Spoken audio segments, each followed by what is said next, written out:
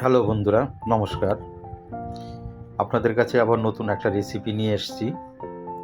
রেসিপিটা দেখুন, খুবই টেস্টি রেসিপি। এটা হচ্ছে ছানা দিয়ে পায়েস। এবারে পায়েসটা কিভাবে করা হয়েছে একটু দেখবেন।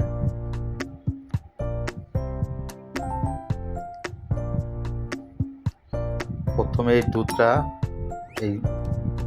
একটু জাল দিয়ে ছানা করে নিতে হবে। এটা 1 লিটার দুধ দেওয়া হয়েছে।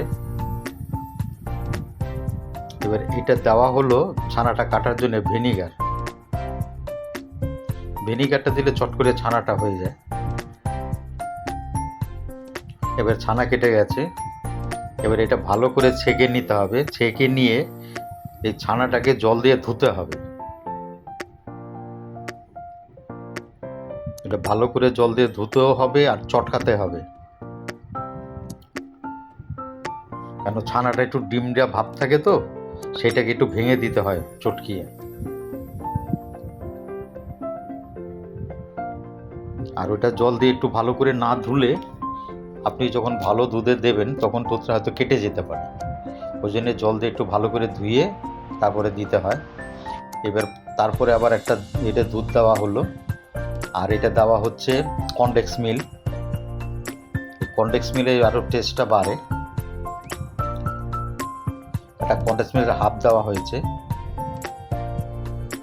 এটা দেওয়া হলো বাতাসা।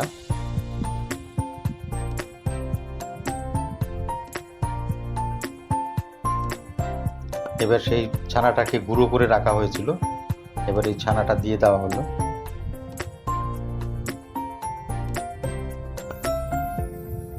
এবার রিফাইন তেলে কাজু, আমন্ড বাদাম, কিশমিশ এগুলিকে একটু ভালো করে ভেজে নিতে হবে। আমন্ড বাদামটা কুচিয়ে নেওয়া হয়েছে।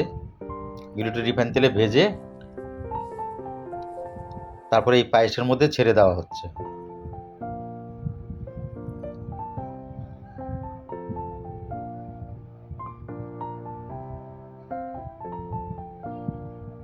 এবার দেওয়া হচ্ছে 1 সিপি গোলাপ জল।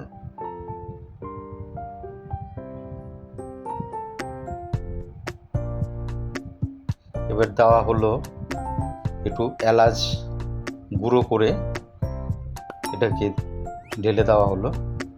এটা কিন্তু রেডি হয়ে গেছে, খুব কম সময়তেই হয়ে যায়। এটা বাড়িতে বানিয়ে আপনারা খেয়ে দেখুন, খুব ভালো লাগবে, খুব টেস্টি হয়। আর যদি আপনাদের ভালো লাগে খেয়ে লাইক, শেয়ার, কমেন্ট, সাবস্ক্রাইব করবেন। নমস্কার।